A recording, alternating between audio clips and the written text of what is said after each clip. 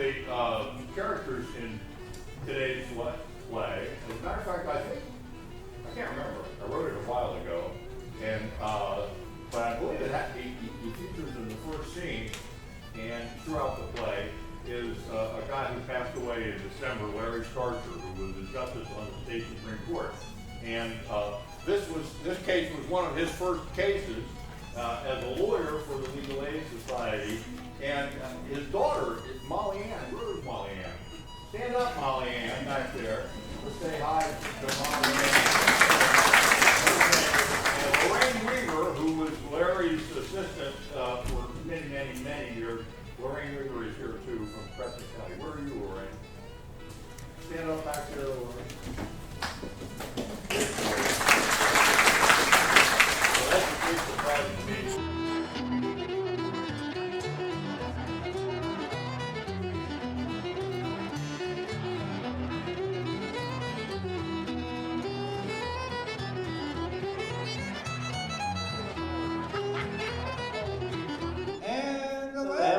Down with the line after drinking this old moonshine.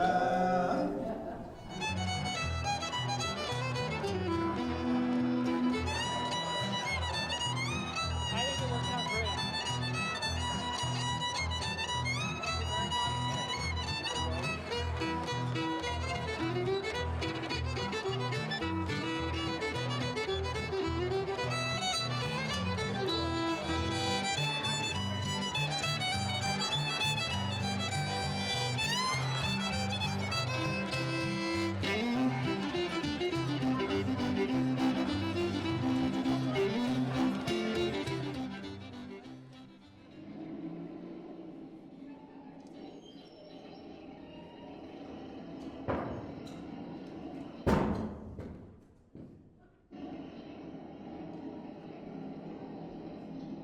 Hey, Ab Crossland. It's me, Ronnie Bell. Who is it? Ronnie Bell. Oh, come on, Come Ronnie. in. Shut the damn door. The food is driving me crazy. Get in here. Have a seat. How are you? Ab, what's going on, Ab? Oh, it's the Goldarn State Park and the Goldarn Ski Area. They're trying to bring a road through my cabin here. It's terrible. Yeah, they're tearing up your yard, knocking down your trees. Oh, it's terrible. Goodness, It's I think they terrible. even smashed into one of your sheds. They did. They got no respect. When did all this start? Here's a few days ago, they came and they gave me these papers. They say I've got to go to the Justice of the Peace Court and that my squatters' rights aren't good no more. Did you go to court? No, my truck's busted again. And hell, I wouldn't know what to do with those papers, all that legal gobbledygook. What am I going to do, Ronnie? I've lived in this valley all my life. I don't know anything else. Well, let me take a look here for a second.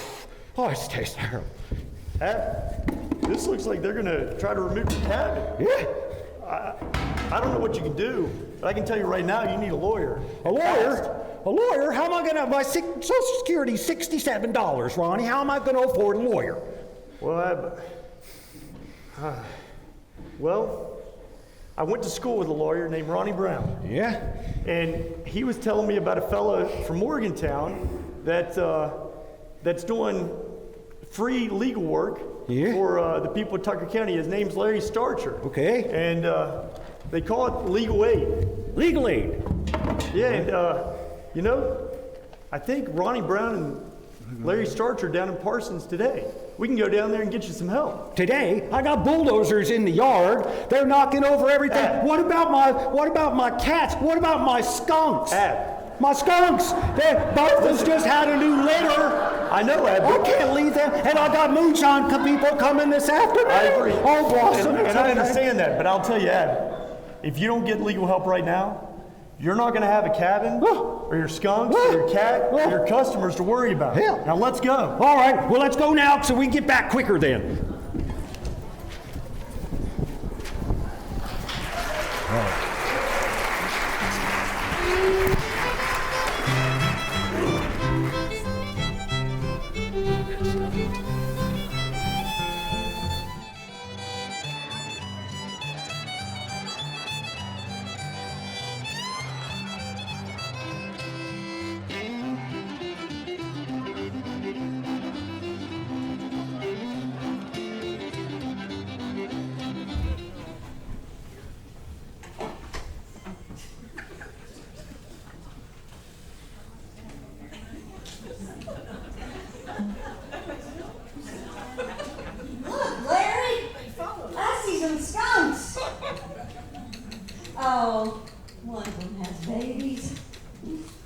know, they might be the descendants of old Ab Crossland's pet skunks.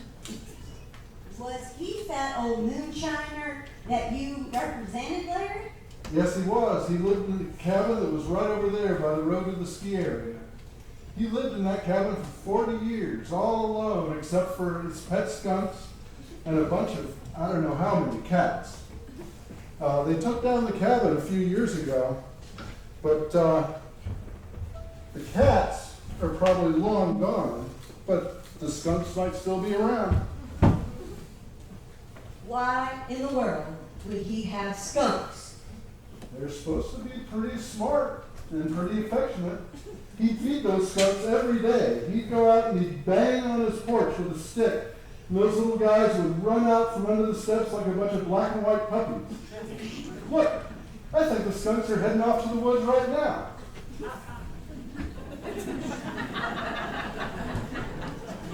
Maybe those skunks are what kept the revenuers away. You might be right about that. You know, Ab Crossland was one of the very first clients I had as a legal aid lawyer in Tucker County.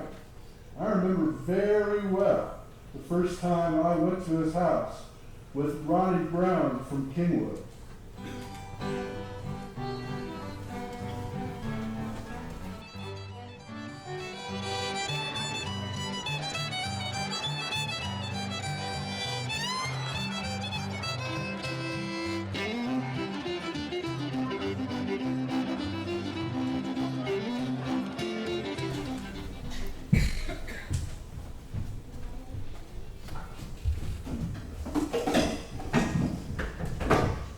Ab Crossland? Who's that? You home? Who's that? It's Larry Starcher from Legal Aid, and I have Ronnie Brown from Kingwood with me. Oh, okay. Well, come on in. Thanks for coming.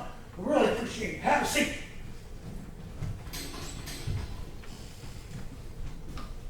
What's the news? Well, we have some news for you, Ab. After we met you and Ronnie Bell in town, we went to the Justice of the Peace, and we found the papers that were served on you. We got the eviction case thrown out, and the Department of Natural Resources agreed to stop the bulldozers until we have another hearing. How about that? Oh, hey, that's hot dog. I'm gonna get some sleep. That also means my skunk kids. They're not so scary anymore. Yep, I think we made a good start. Great. So does that mean I get to keep my squatter's rights that I got from Joe Hetz? Boy, that was almost 40 years ago. Well, we're not there yet. We got the case thrown out because the eviction should never have been filed in the JP court in the first place. And now, the DNR is going to refile the case in the correct court in Parsons in front of Judge Cupper. When's that Well, we guess about a month. We'll let you know. be? Okay, I think I need to get somebody to take me down there because my truck's still broke. Yep, well,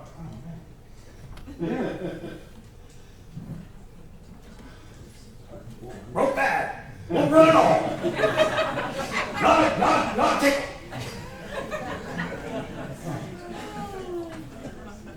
Lawyer Starcher, I got a witness case. That's Ab. I said that. I don't have anywhere to live but here. I said that oh, you know, for starters, we need to talk more about your case. too. Right. We need to find out how you happened to get here on Joe Hetz's property. Right. And how you got the rights to be here. Excellent question. It all started when I was a younger man. We used to make a lot of moonshine. I learned it from my father. He was one of the best around. I've heard that. Right. So after I went into the timber industry, and when that dried up, the depression hit. So I got back into moonshine, and I got with my buddy Joe Hetz, and we built a spill up there on the mountain where they're trying to put that ski slope thing. And we did pretty good. I made enough money to buy me a Model A Ford truck. But then, in 1931, it all went south.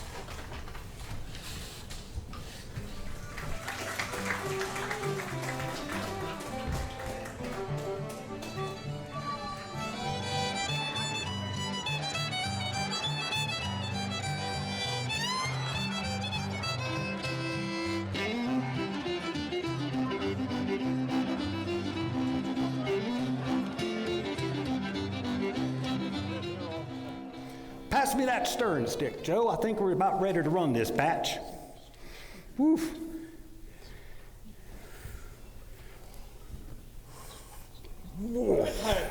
Yeah, have a bit. Tell me what you think. You're always out in a hurry about this time, you know. Good shine takes time, you know.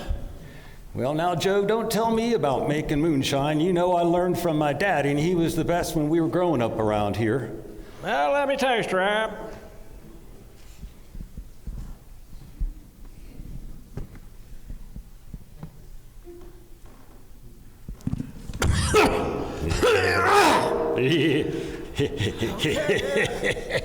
Good stuff, huh? In this case, you're right. It's just got the right kick. I see it. I'll get the jars ready, and so we need to get this batch going before daylight. See, them damn revenues are all over this valley. Well, you ain't lying. Reach for the star! What the? Police! What the? You are under arrest! What the? Joe, run! They got me, Joe! Run, Joe, run!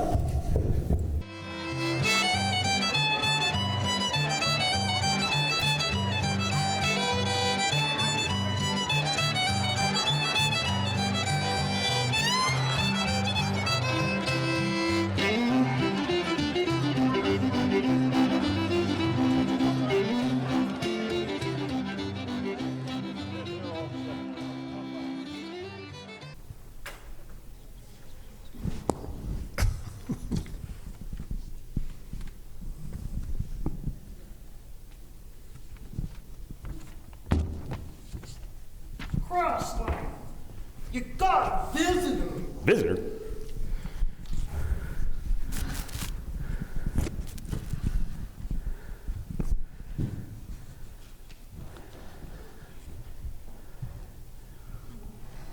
How are you faring, Ed? Oh, hey, Joe. I come down in the afternoon on the train. They almost wouldn't let me in.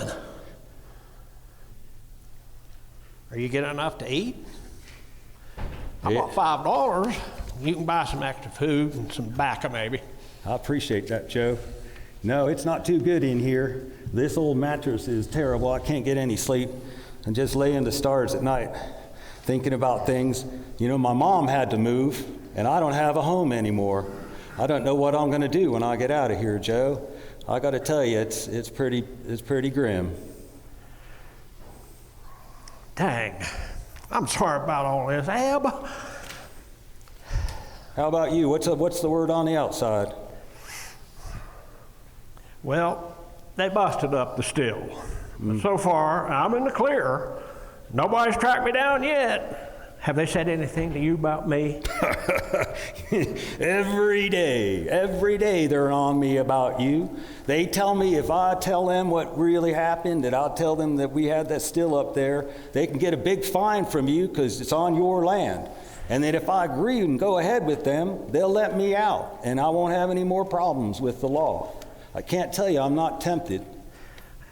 Well, I have kids. I can't go to jail. Hell, they'll take my land just to get the money. You know, they bought that new courthouse clock in Parsons with the money that they got from us shiners. Yeah, that's true. Not even a nice clock.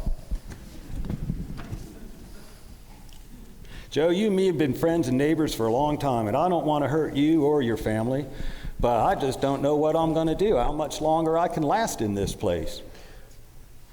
Well, Ab, if you keep me out of this, I promise you that you can have a cabin on my place to live for the rest of your life. For real? I swear on my kids' lives. I owe you big time, I know that. Well, I trust you, Joe. I don't know about your kids, but I trust you. And I don't want to mess anything up. So if I could do a deal. If you would give me a place to stay, you can have that. You can have your kids, and then we'll both benefit. Well, Ab, you know, they'll treat you right. My kids will treat you right. If they put anything in writing, then these revenuers, they'll go after. Both of them will be screwed. Yeah, I reckon you're right on that. Well, we can shake on it, and then we'll see. Hope for the best on that. Thanks, Ab. Okay. You won't regret this. I'll trust you, and I'll stick in here for a while then. Okay. Okay, Ab. I'll see you, Ab. All right, Joe. I'll keep sending a little money. I appreciate that. It makes a big difference. And say hi to your kids for me. Okay. You have my word, Ab. Okay. Okay? I'll remember that. Okay, Thank buddy. you, Joe. Thank you. Visiting time is over. Okay.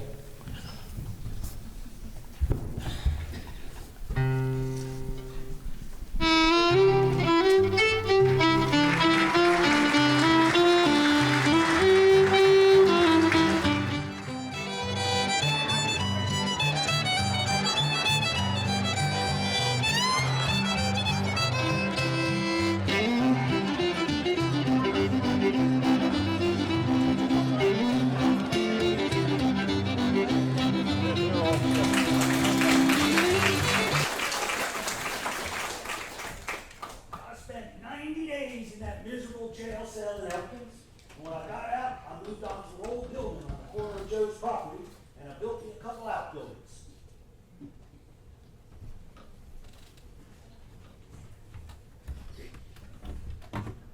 I'm all right. Gentlemen? Good. What's your news?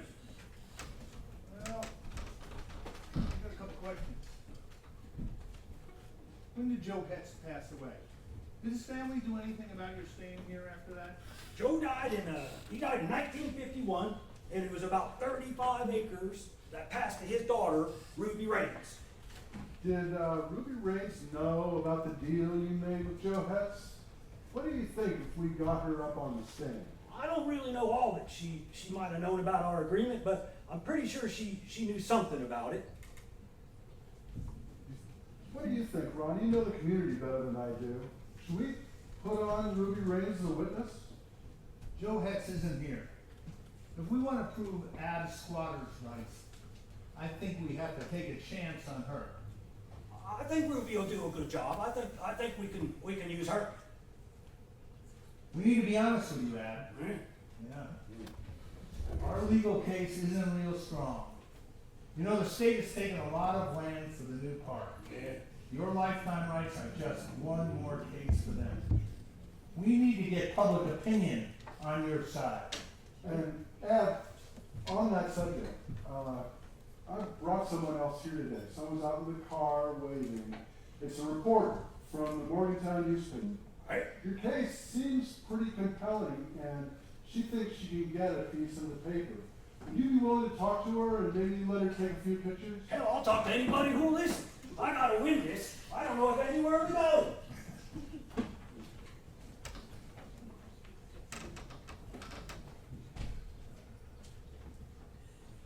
Ed, this is Joe Stacy from the Morgantown Dominion Post. That's a woman. Yes, Well, whatever. All right. Hey, come on in, then.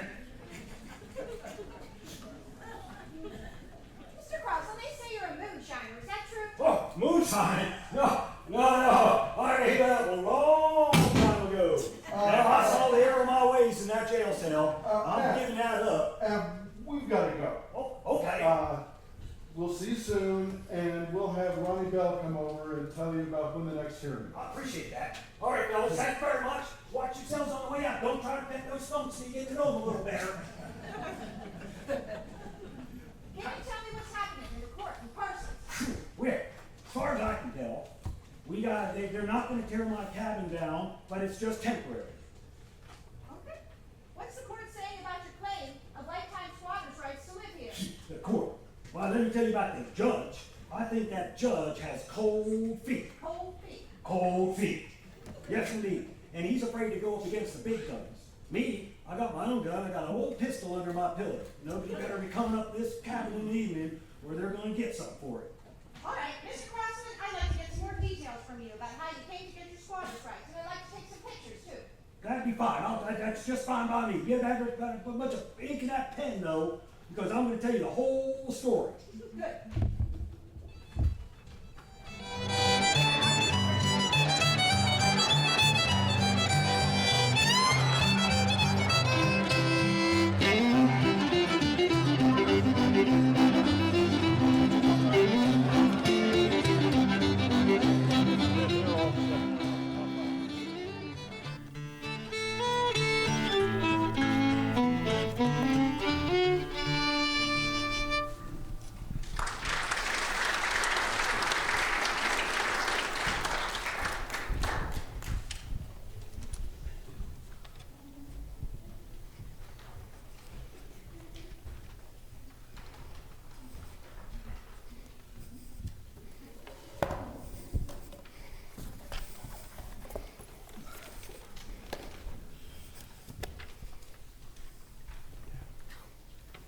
Circuit Court of Tucker County is now in session. The Honorable Judge Cuppet presiding. All rise. I said, all rise.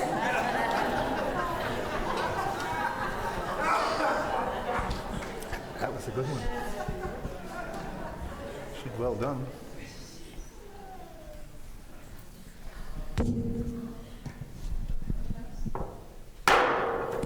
I'm ready to hear my first case. Is court for F. Crossland here? Your Honor, Larry Starcher and Ronald Brown for Mr. Crossland. Your Honor, I am J. Patrick Nichols, attorney from Parsons, West Virginia, representing the West Virginia Department of Natural Resources. You may be seated. Mr. Starcher, Mr. Brown, before I hear any evidence, I want to ask about an article that was on the front page of the Parsons Advocate this week. Are you familiar with that article? Your Honor, I am familiar with that article, and I just want to say that it was not intended to... I imagine that you are familiar with that article. Very long article. It is about this case. Of course, the article is entirely about your client's perspective on this case. Now, Mr. Starcher, Mr. Brown, did you solicit that article to try to bring pressure to this court? Your Honor, I did not have anything to do with that article. Let me read the portion of that extremely biased article. And I quote, Ab tells his story to the point, I served 90 days in the county jail and cleared my name and Joe Hetz's. Now they are trying to cheat me out of my land. And I quote, as he whittles away at some walnut, Ab says about the present status of the case, and I quote, the judge has cold feet. Mr. Starcher, Mr. Brown, is that your view of this case, that I have cold feet? Is that what you told Mr. Crossland? Your Honor, I was not present. I did not know what Ab Crossland said to that reporter. Nor was I, Your Honor. Well, I want to go on record here and say that I do not have cold feet. And I will further say that I have done what I could up until this point to keep Mr. Crossland in his home. And there are any remarks that are going to be made about my feet or about anything else, I prefer to have them made here and not in the newspaper. Is that clear? Oh, yes, Your Honor. Very well. Let's go ahead. Your Honor, may it please the court, before we proceed anymore, I would like to point out, and I want to emphasize this point, that it has been more than 1 year since the DNR filed the eviction case against Mr. Crossland, and since then, for 1 year, our bulldozers have been barred from the land where Mr. Crossland has his cabin. Your Honor, this is a serious situation. Our work crews have been blocked from road construction near Mr. Crossland's residence for all that time. We may have to lay off workers at a significant cost to the local economy. We are getting close to the final stages of construction of Canaan Valley State Park and Ski Resort. Your Honor, we need to have these claims by Mr. Crossland resolved in this court. That all may be true, but it is the state's fault that these delays happen. The state filed its case in the wrong court, and then when they filed for Mrs. Rings' property, they failed to make Ab Crossland a part of that case. If there's any delay, it's on them and not on Mr. Crossland. That is why I instructed you to make Miss Raines a party in this case. Is she here to testify today? Yes, she is. Your Honor, we call Ruby Raines.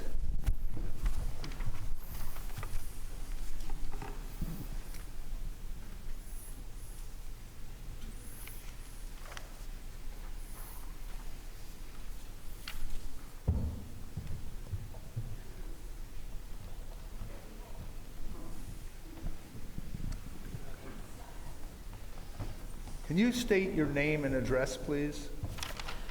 My name is Ruby Raines, and I live in Horman. Did you formerly own land in Canaan Valley that was taken for the new state park? Yes. I inherited that land from my father, Joe Hetz, after he died in 1951. It was just a little more than 35 acres. When did you move on to that land? I moved on to there in 1935. When you moved there, was Ab Crossland living on the property? Yes, he moved there before I did. After your father passed away, did you take any steps to evict Ab Crossland from the property? No. Well, why not? Well, I don't know.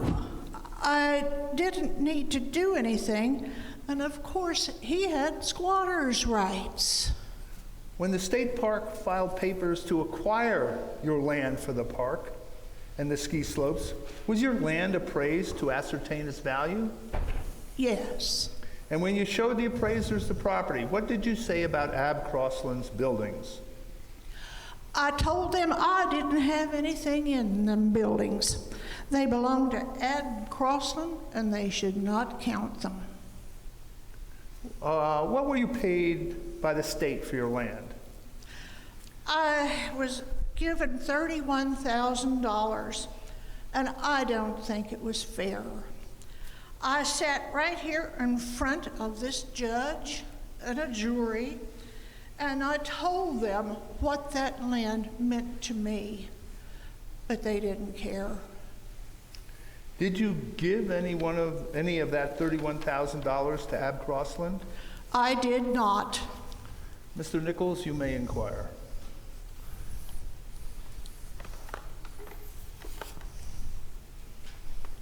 Mrs. Raines, I am J. Patrick Nichols of Parsons, West Virginia, attorney for the Department of Natural Resources. How are you today? I'm doing okay. Good. Now, Mrs. Raines,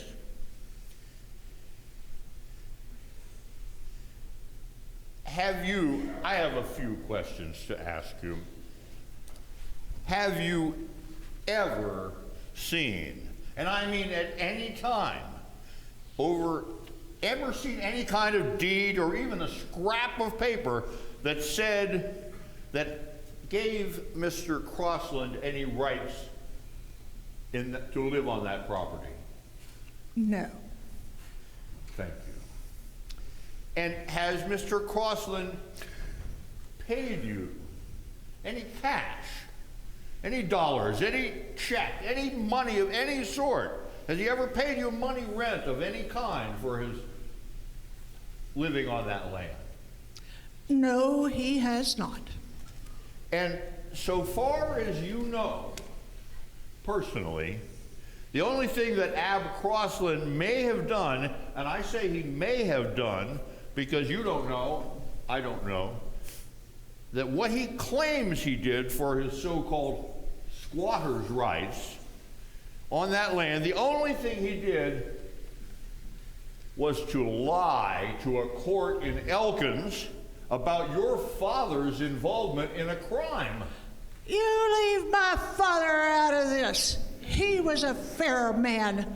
And besides, Ab Crossland had his squatter's rights to live there.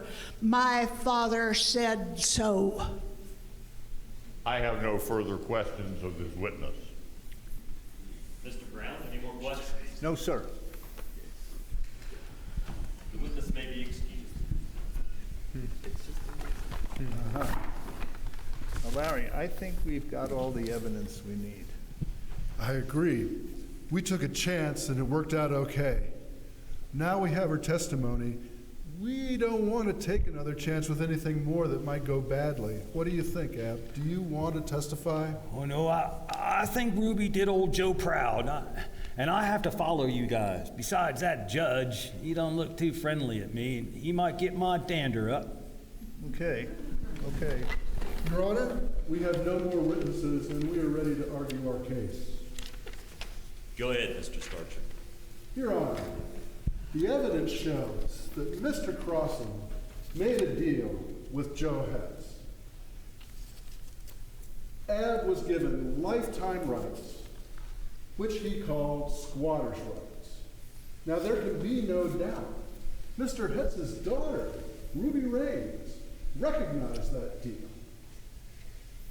She honored for 20 years Mr. Crossland's rights to be on that land.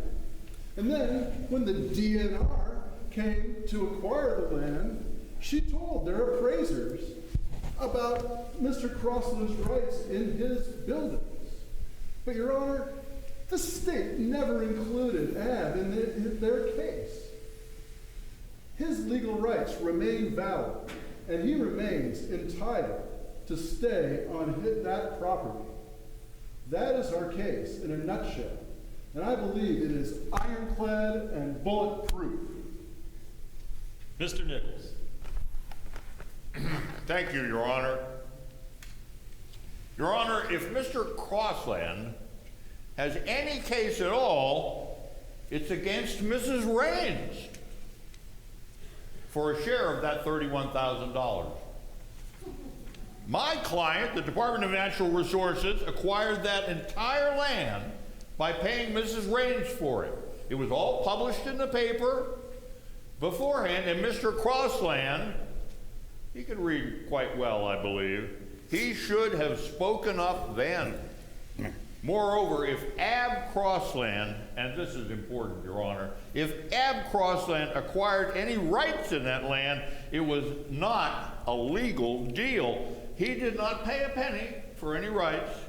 In fact, if we believe Mr. Crossland, all he did was lie to the court in Elkins to protect a criminal from being prosecuted.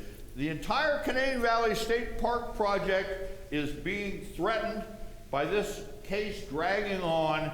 We ask that you rule in our favor and issue an order of eviction. Thank you. Thank you, counsel. Before I make my ruling, I want to say that although Mr. Crossland says I have cold feet, I would say that I have a warm heart.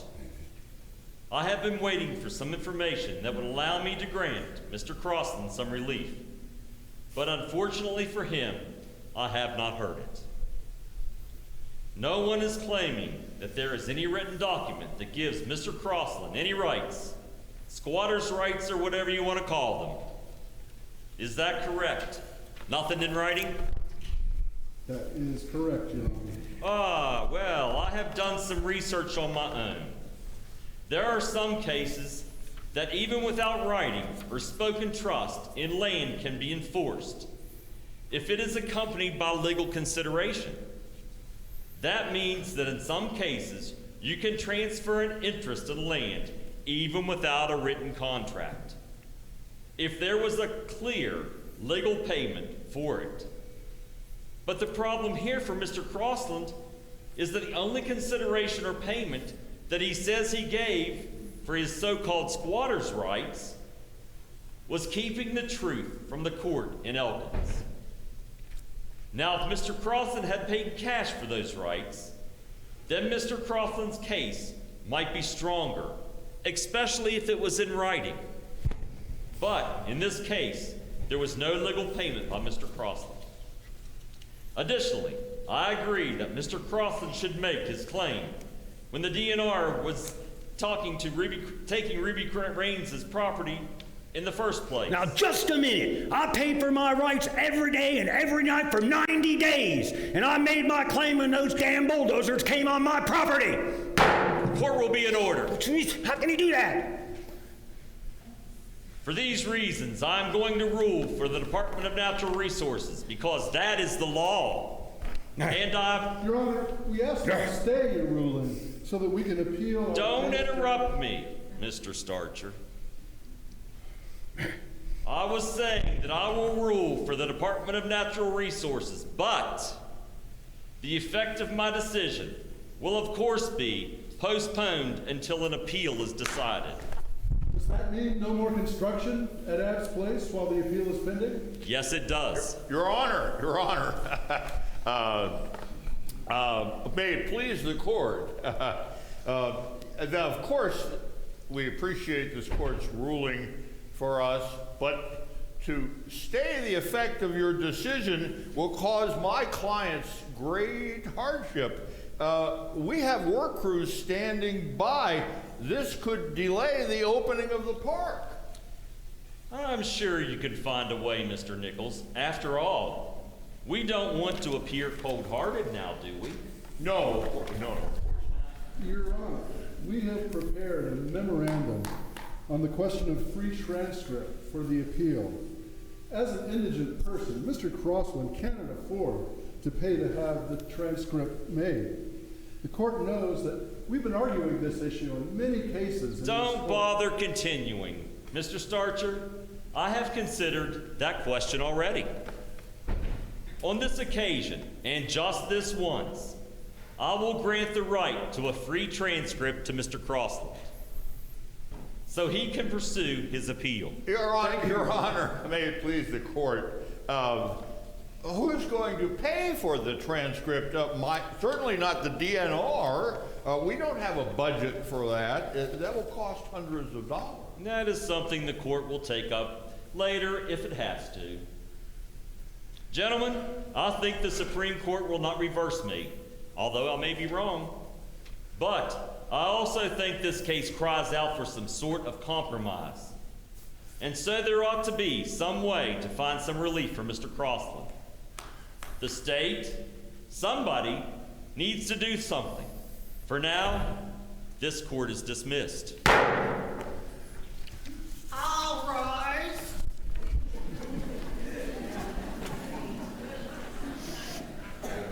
God, what am I going to do?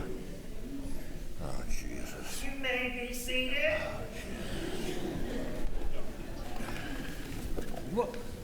What just happened?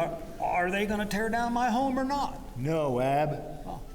The judge ruled against you, and that's not good. But everything is still on hold, at least until we file an appeal. That could take 8 months, or even longer. Starcher, Brown, what in the living hell are we going to do here? I've got work crews trying to get a road built. They don't know where to go. An appeal will drag this out for months, maybe years. What are we going to do here? I know what I am going to do. What is that? I'm going back to my office and start working on the appeal. I'm going to work very, very carefully. And I'm going to take my time. This is a very interesting case. The most interesting in my legal aid career as a poverty lawyer. I am going to make sure I do it right. Yeah, of course. And then, Pat, when the appeal is filed, the West Virginia Supreme Court is going to hear all about how your client is persecuting an 80-year-old man with 1 foot in the grave. Yes. Wait a minute. I don't have any feet in any grave. Wait. Now look, I can't believe Judge Cuppet gave you a free transcript. I've never heard of that being done. I think Judge Cuppet is getting a little concerned about his image. Do you think the newspaper story is the end of it? What do you mean? Well, the Charleston Gazette is going to eat this up. Oh, yeah, right. And the TV station in Clarksburg wants to interview Mr. Crossland. I got a letter from someone in Ohio who wants to marry me. That's neat. And I got a call from the Washington Post this morning. They're doing a piece on federal money flowing into West Virginia. And they want to interview Ab too. What does federal money have to do with Ab Crossland? Well, federal money is building this park. Yes. And federal money is paying for legal aid lawyers for low-income people. Oh, yeah, yes. Look, oh my God. Well, let me think about this. Okay, Let's go, Ab. We have work to do. Okay. Okay, Pat, excuse me, Starcher, Brown, come over here. I think, look at the audience. I think we may be able to settle this. I do. I know it's a good, Mr. Crossland. The DNR hates the bad publicity. There are already a lot of people angry about the park because of all the farms that they've taken. From the way that the DNR talks, I think they're ready to back down. Here's my idea. If the DNR can get their road built to the parking lot, they can live with Ab staying there. But he has to give up any legal claim to the land beyond his lifetime. It's squatter rights, whatever he calls them. I think I can sell that to the DNR. Would that be in writing? Yes, in writing. All right. Ab, you could live there for the rest of your life. Does that sound okay to you? Yeah, I have to go along with you. You got me this far. I think we need to take you up on this offer. We need to jump on this right now. Yeah, it seems pretty good to me. But I would need to see the written version. Yes, look, let me talk to my clients when I get back to my office. If they go along, I'll call you tomorrow morning and I'll draft an agreed order and I'll send it to you. Sounds like a plan to me. Thanks, Pat. Hey, we'll skin this cat. We'll skin this cat.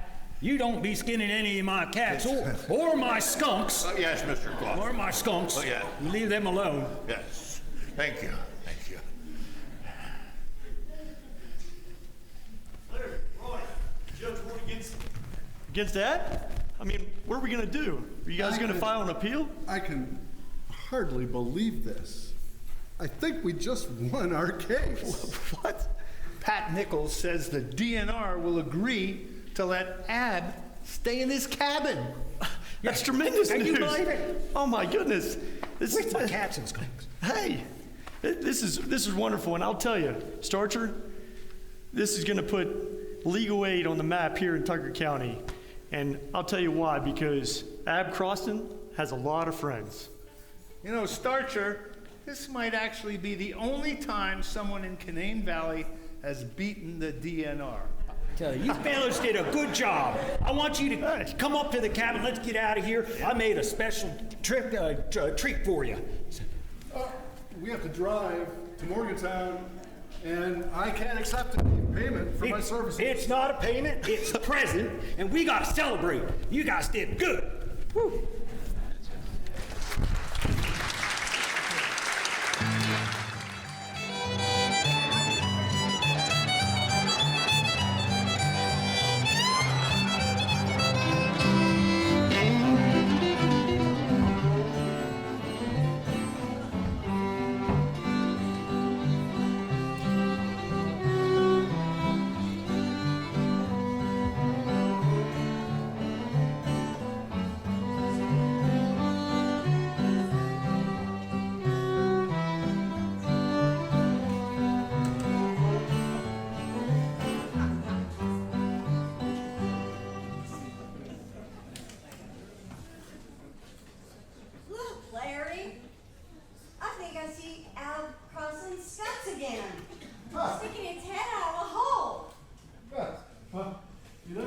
Last week, someone told me about the place that Ab and his mother are buried, right there over the hill. You know, he lived in this cabin for several years after he won his case, and he used to sell moonshine to the workers of the state park on Friday afternoon. I thought you told me he retired from moonshining. Well, that's what he told the reporter who interviewed him, but Ab didn't always let on about everything he did. He was a shrewd old fellow. You know, Larry, you can be proud that legal aid supported him out of that mess. He sure is lucky to have met you and Ron Brown. Well, the feeling was mutual. Ab was one of a kind, and he never gave in. Let's go to the Ab Stillhouse ski slope. Maybe we can get another run in. I think Ab would like that.